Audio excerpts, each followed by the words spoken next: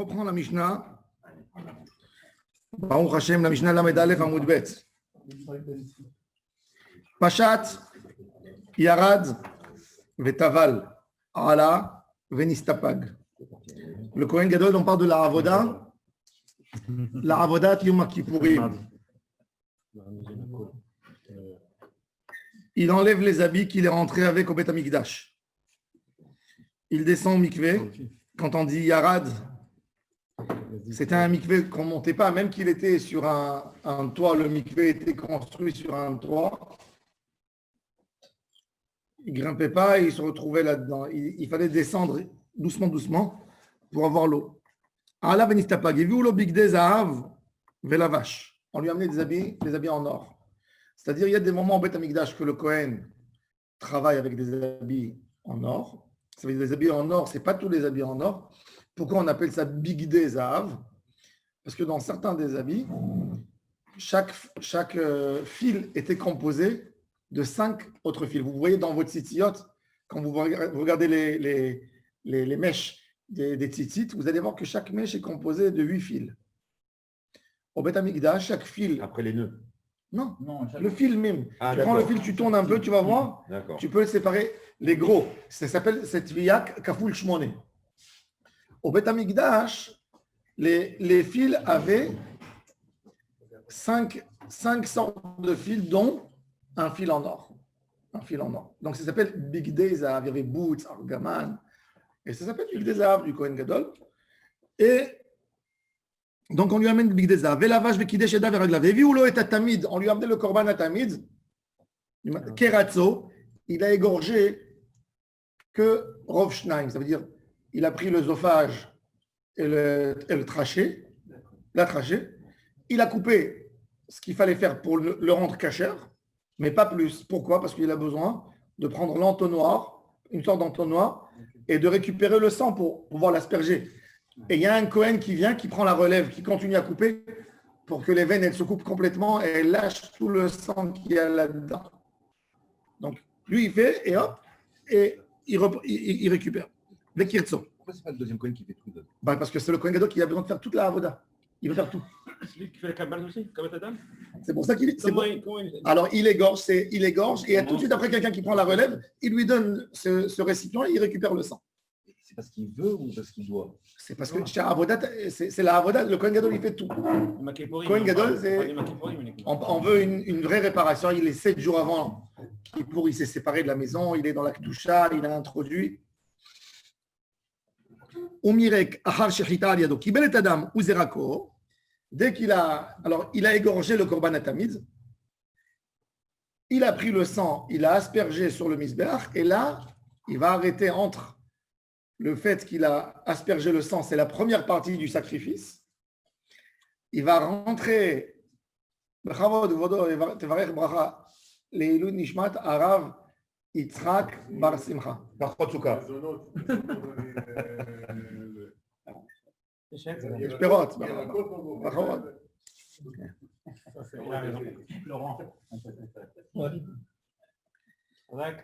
יש פירות אם אתה רוצה. Et donc, alors tout de suite après la shrita, Kibel Tadam Uzrako Nichnas Leaktir Ketoret Shel Shachar, il ne sacrifie pas encore le sacrifice, il a commencé avec le sang. Le sang déjà, c'est le début du Zévar. Pourquoi? Le Rada qui pose la question, il dit Misbeach Hazav. Pourquoi ça s'appelle Misbeach? Il n'y a pas de korbanot sur Misbeach Hazav. On dit parce qu'on asperge le sang qui pour sur le Misbeach Hazav, ça s'appelle Misbeach Zévar. Même qu'il n'y a pas, c'est un encensoir. Comme ça, il explique le Rada.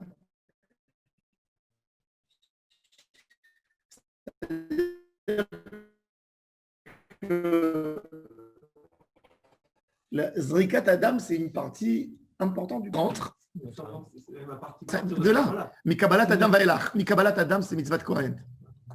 Miad Nichnas, l'aktir Ketoret Shel Shachar, il allume la Ketoret, ou les Etiv et Tanerot, il prépare les bougies, et ensuite il sort. Alors il commence par la tête, et les Varim, les membres, comme on a vu, avant que Korban Atamid Karev Derech Hilucho, de la manière qu'il marche. Ça veut dire la tête, c'est le début, les pieds, les membres, etc. Ou la krib tavash et evarim, vers chavitin. Chavitin, c'est ce qui venait dans une poêle, les smoules. Veta yain, le vin. Ketoret shel shachar. Alors maintenant, ketoret shel shachar, il y a 2 fois la ketoret par jour. Une fois le matin, l'aube, à l'aube, et la seconde fois, c'est avant le coucher du soleil. C'est ce qu'on dit dans la tfilati, kon tefilati, ketoret lefanera, masat kapai, minchat arev. Il dit, Ebenezra, il faut dire comme si c'était écrit, tikon tefilati, ki ketoret lefanera, masat kapai, ke minchat arev, comme qui est écrit, unshalema parim sefatenu. C'est pas parim, chaser kafadim ayon. Uneshalema, on payera, ke parim, comme si on avait le meilleur korban de taureau, sefatenu avec nos lèvres. Donc, tikon tefilati ketoret, tikon tefilati ke ketoret. Masat kapai, ke minchat arev. Comme minchat arev. C'est implicite, non? Hein? C'est implicite. Pardon? C'est pour ça qu'il n'y a pas le cap. C'est implicite parce qu'on sait que ce n'est pas la kétoret. Donc on donne le nom de kétoret. Chaser kafadim ayon, il faut savoir. C'est quoi tikon tefilati ketoret? Alors, je te dis, le texte, il a l'habitude d'enlever le kafadimion. Que veut dire Masat Kapai? Masat kapai, quand je lève mes mains, je tends ma main vers toi, je lève mes mains, comme si j'amenais Masat avec un 5, oui. avec un 6, 7. La 7 kapaim, comme des siat kapaim. Alors, ktoret shel shachar et akriva ben dam le'evarim shel ben ha'arba'im shel ben dam le'evarim shel ben ha'arba'im ben evarim lentzachim. Celle de ben ha'arba'im, elle finit, c'est entre le ben ha'arba'im, c'est entre le moment où on sacrifie les membres et les nezachim. Imaya Kohen Gadol Zakenu Estenis. Maintenant, on revient au mikveh. Imaya Kohen Gadol Zakenu Estenis. Mechamin lo chamin. On lui chauffe de l'eau. Umetilin le tochatsonen kede shetafig tzinatam. C'est quoi les afig? Rachidi. Les afig, c'est quoi les afig? C'est quoi le mot de la afig? Il est où, Gérard Bokobza? Il aime l'hébreu. C'est quoi Afouga? Ça vient de quoi Afouga? Oh, alors regardez Rachid, une petite leçon en hébreu. Atténué. Atténué, c'est l'actine. L'actine. Alors Rachid nous dit, chez Tafig, les hamir miyad tsinato bemiktsat, faire un changement direct. Une fraction. Pas Gérard Stebag, pardon. Gérard Stebag. D'accord. Il est où Gérard? Il est où? Gérard, il est parti. Il est au ski. Non, je crois qu'il est parti. Ah, il est parti au ski? Il me semble. Ouais. Oui, il est parti. Il est parti. Putain. Sérieux? Il n'est pas, c'est pas Non, mais Il lui, il va- a un hôtel là-bas. Il va faire lui les remontées. Allez-y. C'est lui qui remonte. C'est Tafig, la hamir miyad tsinato bemiktsat kemo, comme qui est écrit, Vayafeg libo. Yaakov Vayafog libo. Où c'est dans notre paracha Vayafog libo. Yaakov Avinu, quand il entend la nouvelle que Yosef est vivant, son cœur veut le lâcher. Et il fait presque une crise cardiaque. Yaakov Avinu. Et ça avec toutes les préparatifs et doucement. Mais qu'est-ce qui est écrit encore dans ma série de Betsa? Mefigin ta'aman verechel onamar, metargemin à propos du vin, verecho lopag. Ah. C'est ce qu'on dit en hébreu, pag tokef. Pag tokef, c'est-à-dire, tu ne peux plus manger.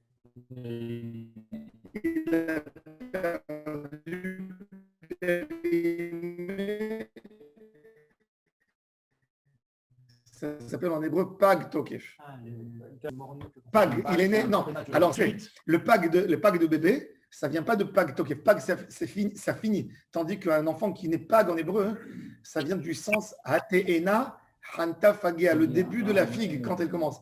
Et c'est intéressant. En français, comment tu dis figue? Comment tu dis sur la teena? Hateena hanta fagia. Fagia, figue. Figuier. C'est important la fille. Ah, bon, enfin, de l'alcool. On a beaucoup la fille. Il y en a qui ne mangent pas la figue. Ouais. La figue, la figue, vous pouvez la manger. La Torah, elle a été donnée, c'est un des meilleurs fruits que la Torah a donné, le Shevach, la grandeur d'Eretz Israël. Eretz, Teena. Moi, un jour, j'ai demandé à Rav Yosef, j'ai dit pourquoi? Il dit c'est des bêtises. Il me dit ce Rav, il dit des bêtises. Ne pas manger la figue. Pourquoi ne pas manger? Il dit la Torah, elle a été donnée aux humains. Un fruit, il faut le prendre toujours. Si vous voyez bien, sans lunettes, des fois sans lunettes, on voit mieux. On le prend à cette distance. On n'a pas besoin de vérifier comme ça. On n'a pas besoin de prendre une loupe. On le prend, Ouais. on le met à 25 cm, entre 25 et 30 des yeux. Une figue, il ne faut pas l'ouvrir en deux. Vous ouvrez en deux. Quand elle est fraîche, vous l'ouvrez en deux. Quand elle est à deux, vous l'ouvrez en 4 morceaux. En fait, vous la séparez. ouais. Quand elle est Comme le jeu, fraîche, là. tu l'ouvres en deux.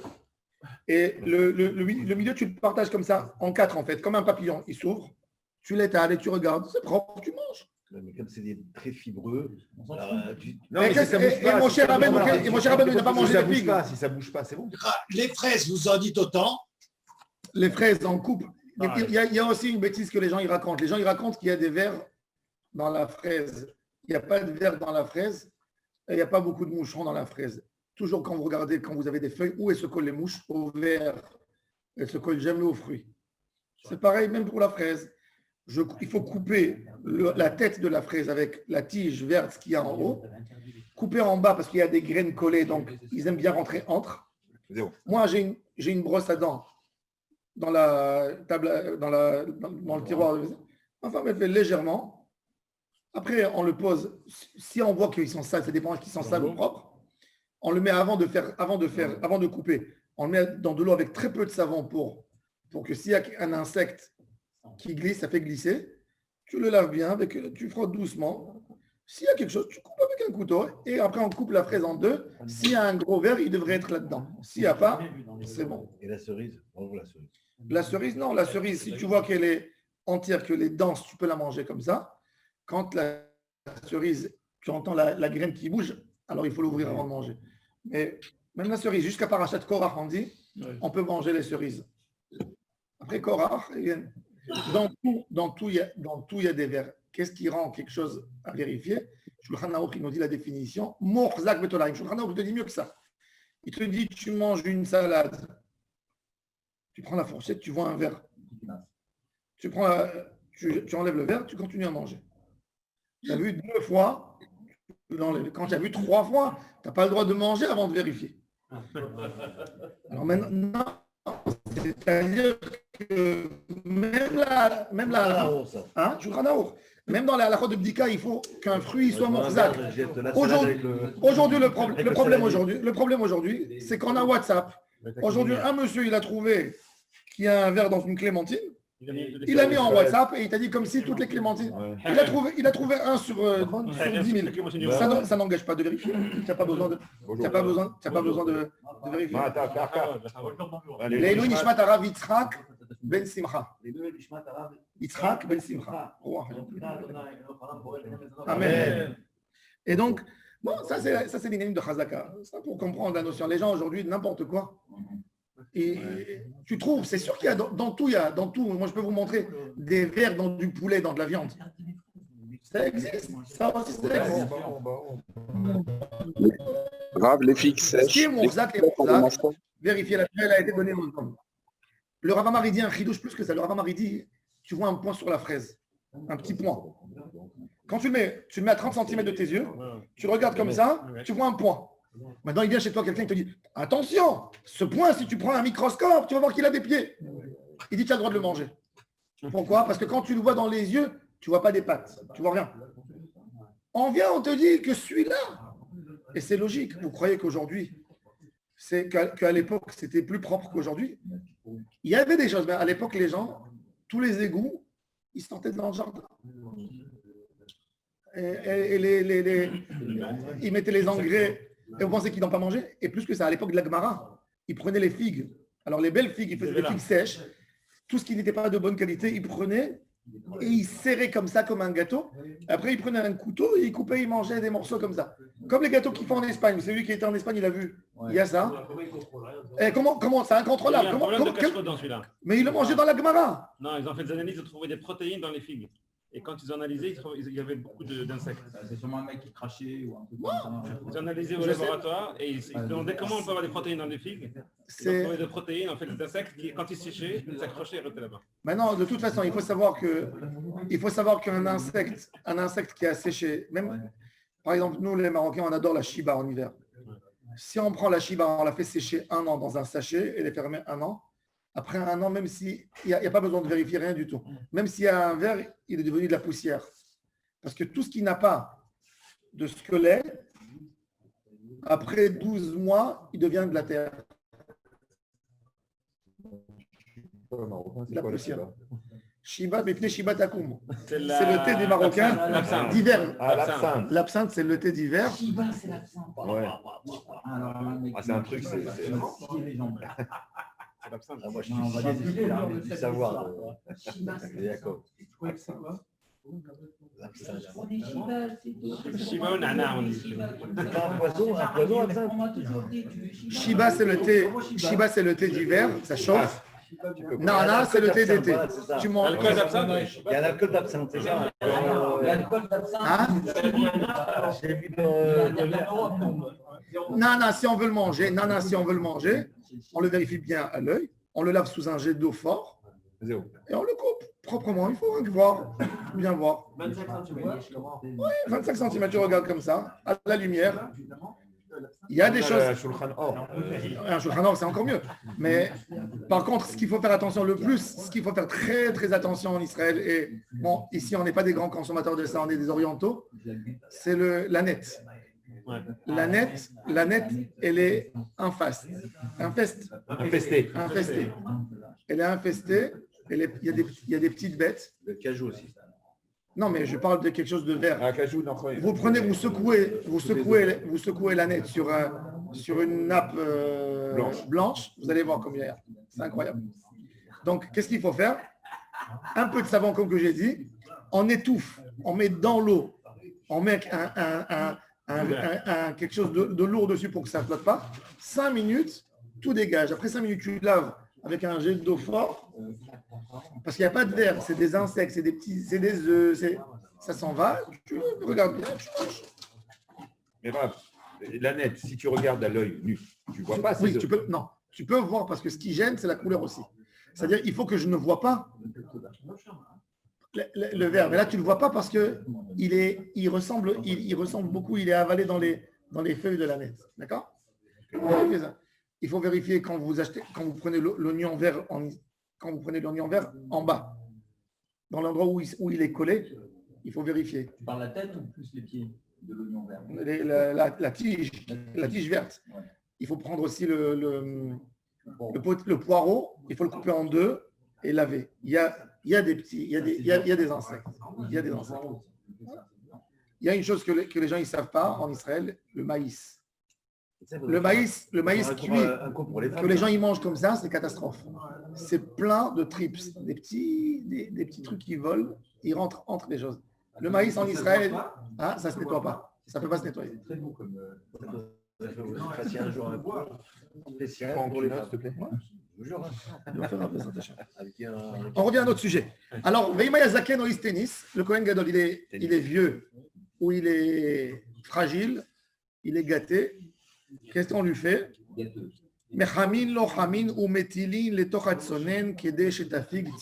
On lui chauffait de l'eau qui faut, on lui mettait de l'eau chaude dans du froid pour rendre.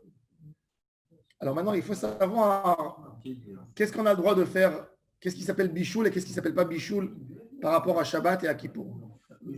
Tu veux faire un café, tu fais un café. Kelly Rishon. Maintenant, tu fais du café, tu fais du thé. Maintenant, si tu mets un peu de lait dedans, très peu de lait, et tu verses dessus l'eau chaude qui sort de ton koum de Shabbat, tu cuis tout de suite. Ça fait bichoul. Le sucre, on te dit, il n'y a pas de problème parce qu'il a déjà été cuit. Avant d'être raffiné, il a été cuit une fois. Le café, c'est pareil, il a déjà été torréfié. Le thé, non. Le thé, il a séché. Il a pas, ça dépend. Il y a des thés qui ont été séchés dans un four à 60, il n'y a pas de problème. Donc, il y a le soleil d'être beau, il n'y a pas de bichou. Mais la majorité des thés du monde, des feuilles, elles sont séchées ou dans des machines à 30. Ça ne s'appelle pas il y a le soleil d'être beau. Alors là, il faut faire en cliché. Feuilles vertes, il faut faire attention, calé à bichou. Donc, il faut faire attention quand on verse de l'eau, qu'il n'y ait pas beaucoup d'eau chaude qui tombe sur 2 gouttes de lait. Il y a des gens qui aiment bien leur café au lait avec 2 gouttes de lait. Et si tu mets de lait après, ça va? Oh, il a fait. Alors là, il y a une question. Est-ce que Tata Agavar ou Ila Agavar? Mais le lait, c'est comme l'eau. Alors, Shabbat, il faut mettre plus. Il faut Le lait, mettre. c'est comme l'eau rave. C'est le même statut que l'eau. Oui, parce que le lait. Ah, donc c'est non, bichoul. même le lait, la vérité, même le lait, le lait aussi, on aurait le droit, selon Rambam, selon Shulchan Aruch, non. Selon Rambam, oui, parce que le lait, il a été pasteurisé. Ah, Donc, notre oui, lait à nous. il est cuit. Alors, selon Rambam, il n'y a pas de problème. Parce qu'il a déjà cuit. Oui. Et selon Rambam, il n'y a aucun problème parce que le Rambam, il dit En bichoul achar bichoul, Même dans les liquides. même dans le liquide. Nous, Shulchan Aruch, il n'a pas tranché comme le Rambam. Il a tranché comme le Rif et le Roche qui disent Yesh bichoul achar bichoul. Les juifs du Yémen, ils font. Les juifs du Yémen, ils prennent la soupe du frigidaire, ils la mettent à chauffer sur la plaque. Et l'eau chaude. Oui, et l'eau chaude. Alors, si on veut faire un café au lait, mettre plus de lait que ce qu'on a l'habitude de mettre Yom Chol. C'est-à-dire, si par exemple, il faut qu'il y ait plus de boire tout de suite, directement. C'est-à-dire, quand tu prends un verre d'eau brûlante, un verre de thé, tu ne peux pas le boire tout de suite. Si tu n'es pas japonais, tu ne peux pas. Oui. Qu'est-ce qu'il faut faire? Si tu mets déjà il est froid. Normalement, le lait, tu fais sortir du frigidaire. Donc, il est déjà froid. Donc, même peu, il a refroidi. Donc, il faut mettre, admettons, sur un verre qui fait 200 millilitres, il faut mettre 40 de lait. Comme ça, l'école à dehors, tu n'as pas fait une cuisson. Si on fait un cliché, il n'y a aucun problème. Cliché, il n'y a pas de problème. Et tu bois du pipi parce que c'est tiède. Oh, non. Non, tu rigoles, mais en général, c'est moi, il est bouillant. Et d'ailleurs, je ne peux pas rajouter de l'eau froide. Où? D'accord. Sur le cas. Ah, non, je fais j'ai mon kumkum, j'ai mon café lyophilisé. Cliché. Il y en a qui disent que le robinet, c'est le clé chiné. Bon, Non, au CDR. Et je ne peux pas rajouter de l'eau froide parce que c'est trop chaud.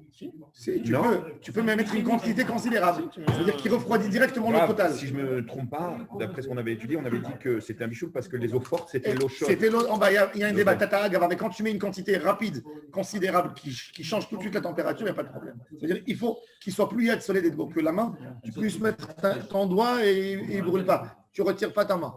Un petit peu, c'est pas bon. Très peu, c'est pas bon. Très peu, c'est pas bon. Une larme, c'est pas bon. Un peu plus qu'une larme. Moi, je suis sûr que si on mesure, Alors là, il y a exactement la même température que Toi, qui pose ta question. Non, il y a les parois, c'est pas possible. C'est pas que le. Tu n'as jamais vu de toute façon, il y a de soleil. Tu n'as pas vu les Marocains, comment ils font les Marocains pour refroidir le thé? Comme ça. Ils passent l'air, ils refroidissent avec les parois. Les parois, ça joue beaucoup. Les parois, ça joue énormément. Bon, il descend un peu.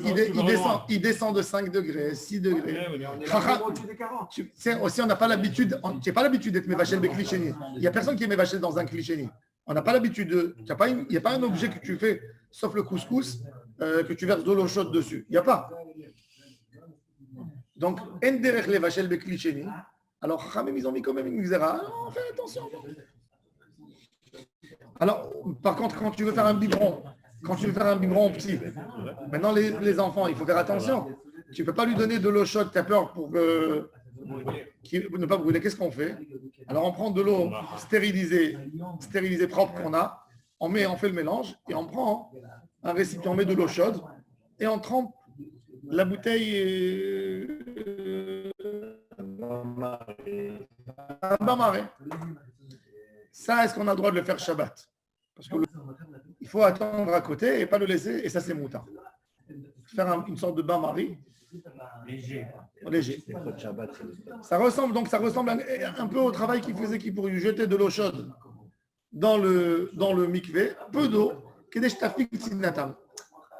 pour casser le froid, qu'il puisse rentrer. Bon.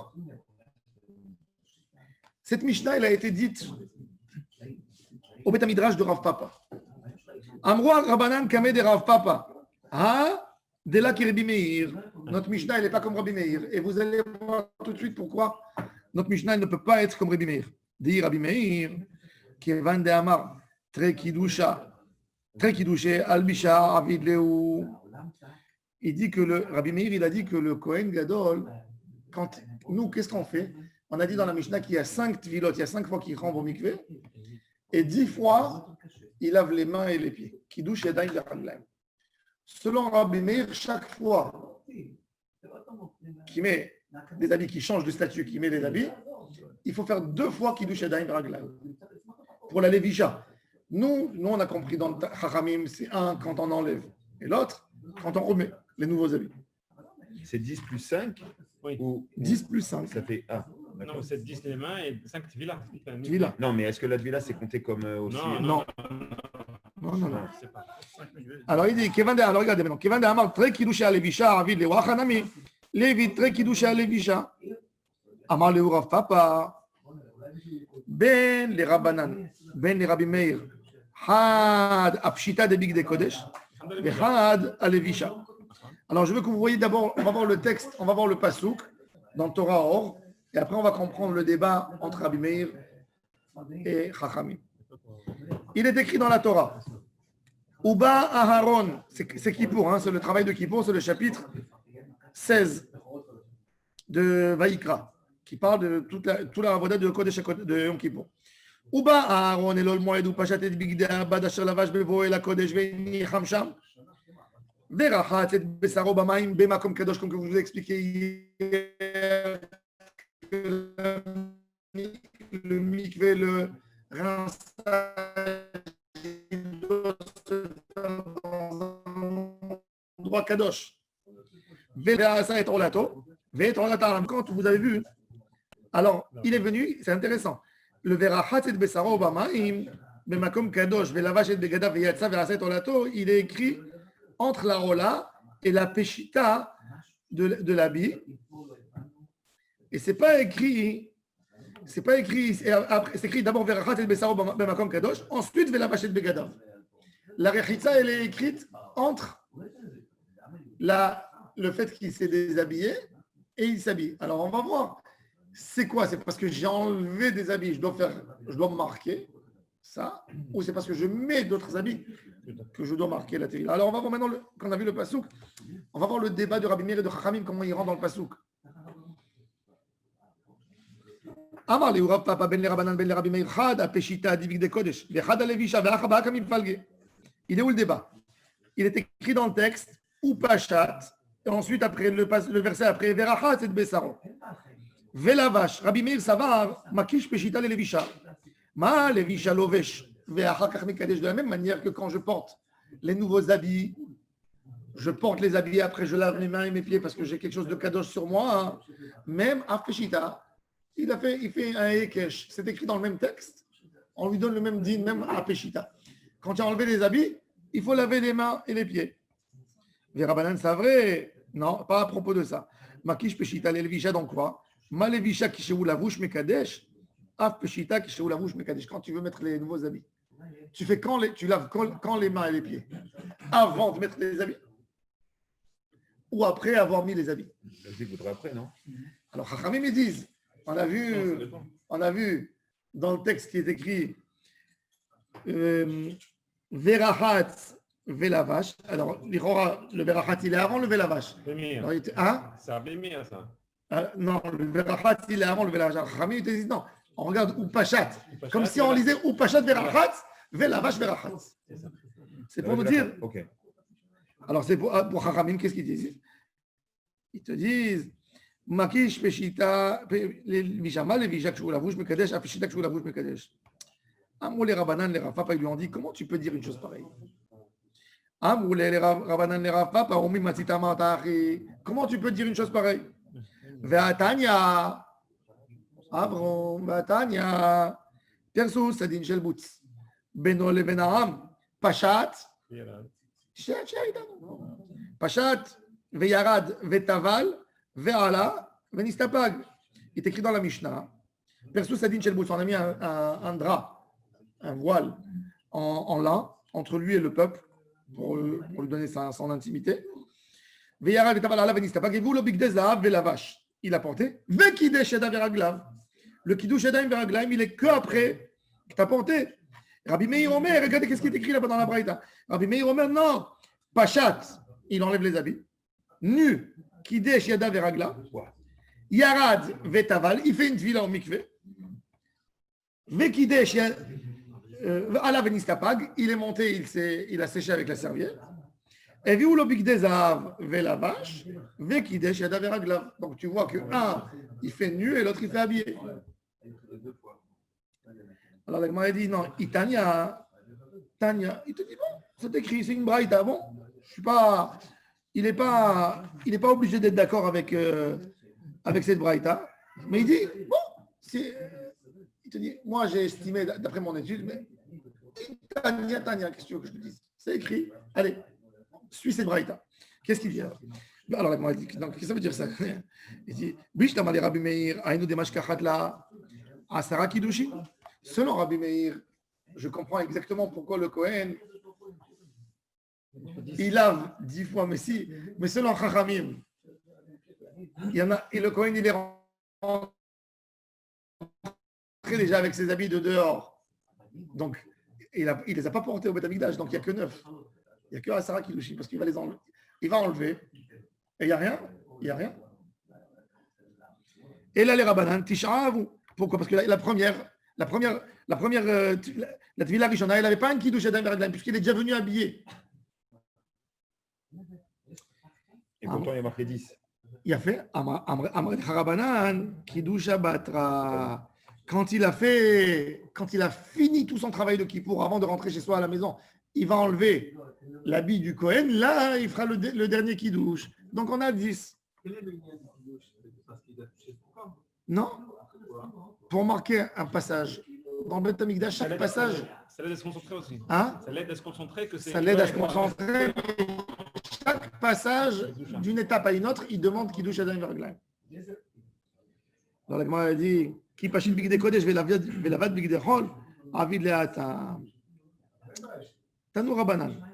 Uba Aaron Elohel Moed. Lema Uba. À propos de. Maintenant, regardez le texte. En fait, on l'a déjà lu, mais il y est. Il y est là aussi. Uba Aaron Elohel Moed, ou Pashat et Bigdei Abad Asher Lavash Bevro El HaKodesh, Vehiniham Sham. Pourquoi il a besoin de rentrer pour poser les habits? Qu'il donne à un autre Kohen. Pourquoi il a besoin de rentrer? Lama Uba. Pourquoi il rentre? Il a déjà fini son travail. Et la Torah n'a pas précisé qu'est-ce qu'il a à faire là-bas. Et no ba el aleotzi et ta kaf ve ta marta. Il vient refaire sentir le kaf qu'il a mis et la marta. Il vient les enlever. Il les a mis dans Ben Abadim, ouais, sur Kodesh HaKodashim. Il rentre pour faire sortir. Chez Kol HaParasha, Kula Neimra ala Seder, Chutz mi pasuk ze. Alors regardez, c'est intéressant. On va voir Rashi. Qu'est-ce que ça veut dire Kol HaParasha Neimra ala Seder? Je dis Rashi. Chez Kol HaParasha Neimra ala Seder. Rashi. Chez Kol HaParasha Neimru Amikraot al Seder Ha'avodot. Amechalfot. Alors, il y a ici une version qui dit Hamit Halfot, pas Amechalfot. Kesidran, les travaux, donc, mais paracha, car c'est des ravodatam. Chutz mi mikraze, sauf ce texte, chez Katav Hotsaat Kaf ou Marta, im ravodot apnimiyot. Il a mis le travail de faire sortir du Kodesh HaKodashim le Kaf et la Marta avec les ravodot pnimiyot. Velo yefsik, avodat Elo ve'el Am bentaim. Velo dichto, comment il aurait dû écrire? Veyatsa. Aaron, il est venu, il a fait son korban ola. Ensuite, Uba Aaron le Otsikaf ou Marta. Ensuite, après, Upachat et Bigdei Abad Venicham Sham. Verachat et Besaro Bamay. Velavash et Begadav, il reporte ses habits qui sont Shmona, les 8 habits de toute l'année. Verasa Moussafim. Vetamit Shel Ben Arbaim, il fait le Moussaf du Kippour, il y a un korban Moussaf, c'est un jour supplémentaire. Et qu'est-ce qu'il y a après? Tamit Shel Ben Arbaim, c'est pas un travail de Kippour, c'est tous les jours.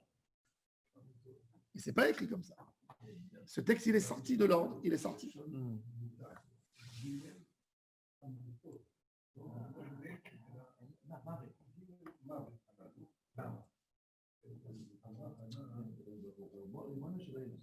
Alors, il te dit, alors on revient dans la Gemara.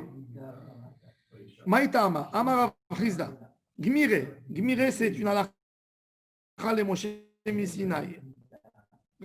Rashi dit toujours, rappelez-vous, le mot gmiré, quand il est écrit dans la Gemara, Chamesh Tvilot, Va'asara Kiddushin Tovel Kohen Gadol, ou Mekadesh Bobayom.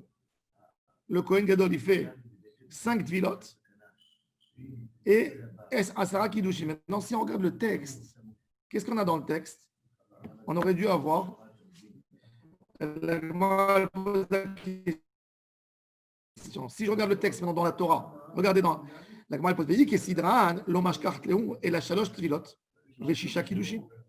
Il y a trois. Pourquoi? Alors regardez Rashi. Pourquoi? L'omashkart leou et la shalosh tvilot. Regardez, descendez un peu dans le Rashi. Achat le tamid shel shachar, le korban tamid du matin, ok. Tvila, nachon, le seder tvila. Le deuxième, beno ou ben avodat hayom kula, imotzat kafé marta. Quand il va commencer le travail avec la, il va faire rentrer les encens au kodesh kodeshim ve'achat, beno tzaat kafou marta le elo ve'elam. C'est tout. Après, il y a tout de suite après le elam. Il y a les Tmidim et les Moussafim, donc il n'y a pas. Ils sont où les deux autres Tvilot? Il est rentré, regardez. Il est rentré, Tamid Shel Shachar, pour sacrifier le Tamid du Shachar du matin. Allez, il a fait une Tvila au mikvé. Maintenant, il va séparer entre le Tamid Shel Shachar et la Ktoret. Deuxième Tvila. Après, il sort du Bet Hamikdash, du Kodesh HaKodashim. Il veut faire un autre travail, il veut faire finir les travaux du jour. Une troisième Tvila, mais il n'y a pas 5. Elle est où la quatrième et la cinquième? Alors il dit, ça c'est dans les figures de la physique. Alors il dit forcément Rachid. Pour ça on est obligé les hafsik et l'ové la ben avodat hayom leotzaat kaf marta.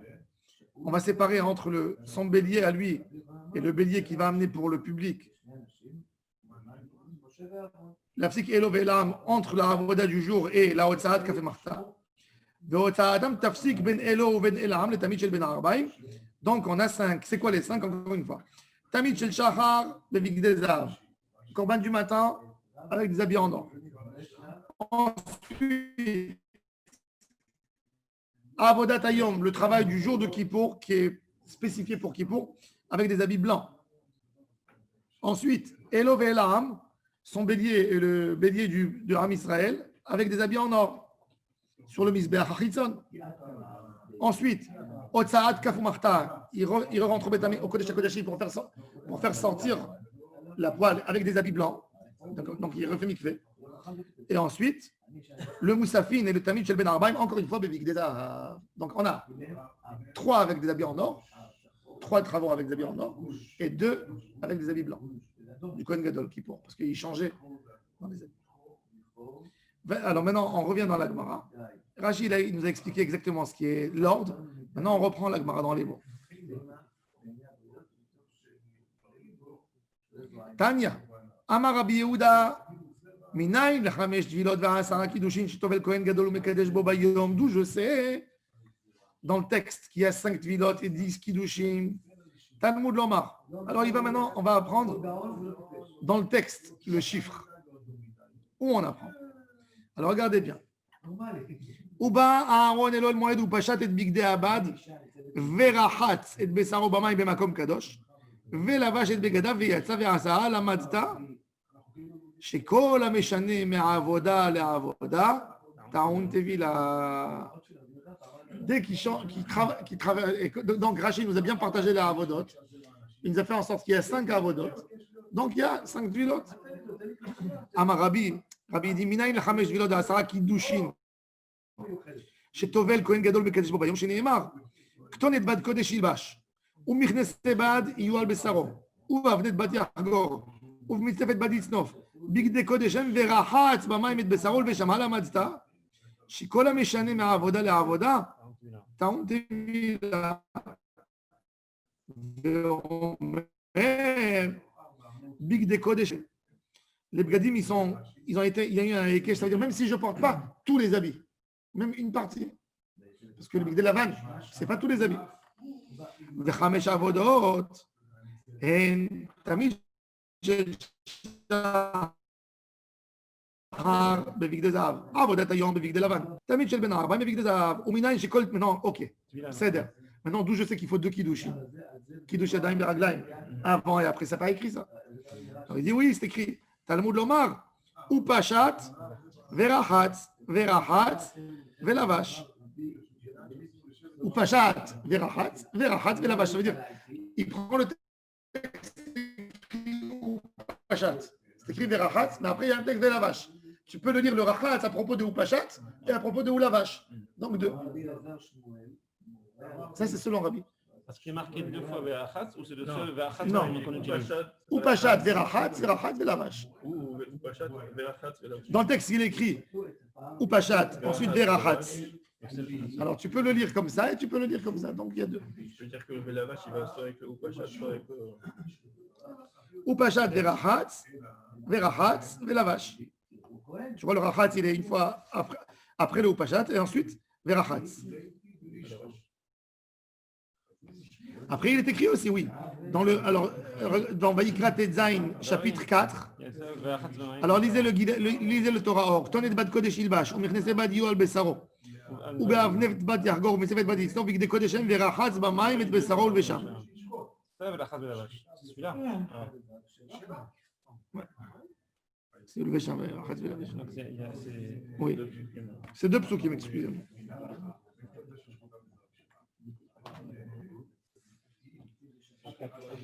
Mais dans Rashi, il est écrit que on apprend ça du texte que le rachat, il est entre le lavage et le pachat. Regardez le Rashi. Dans les lignes larges, la deuxième ligne là. Des gamins, vilot me verachat bamaim dirti vevigde lavan ve'aiter le haikra de Rabbi Yehuda vedarish la kiddushin. Qu'est-ce qu'il dit? Ou pachat verachat velavash. Et il a katou verachat ben ou pachat velavash. Parce que là-bas c'est ou le vesham, c'est pas velavash. L'iten rachitza le pshita verachitza le lvisha. Donc c'est comme que j'ai dit. Ou pachat verachat velavash.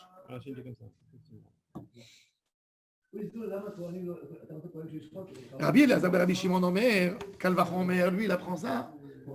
Alors quand on va finir Rabbi Shimon, dans Kalvachomer. Ouma bemakom shein taoun tevila taoun kiddush, dans un endroit où je suis pas censé à faire un mikveh, un kohen quand il rentre il est propre. Il n'a pas besoin de faire tevila. Par contre, il est obligé de laver les mains et les pieds, c'est indispensable. Makom shetaoun tevila enodin shtaoun kiddush. Lui, il fait une forcerie. Si Stam a un travail simple du Beth Amikdash, il m'engage à faire Kiddush Yadayim Veraglaim, un travail qui me demande un mikveh, je ne ferai pas aussi ça, quel vachomer? On peut casser. Je veux dire, la tvila, ça acquitte. Quand je fais la tvila, je fais. Mais le vachomer, c'est la tvila par rapport il faut savoir que par rapport à la halakha, quand quelqu'un n'a pas de Netilat Yadayim, et il voit un petit marécage ou un petit ruisseau, il met ses mains.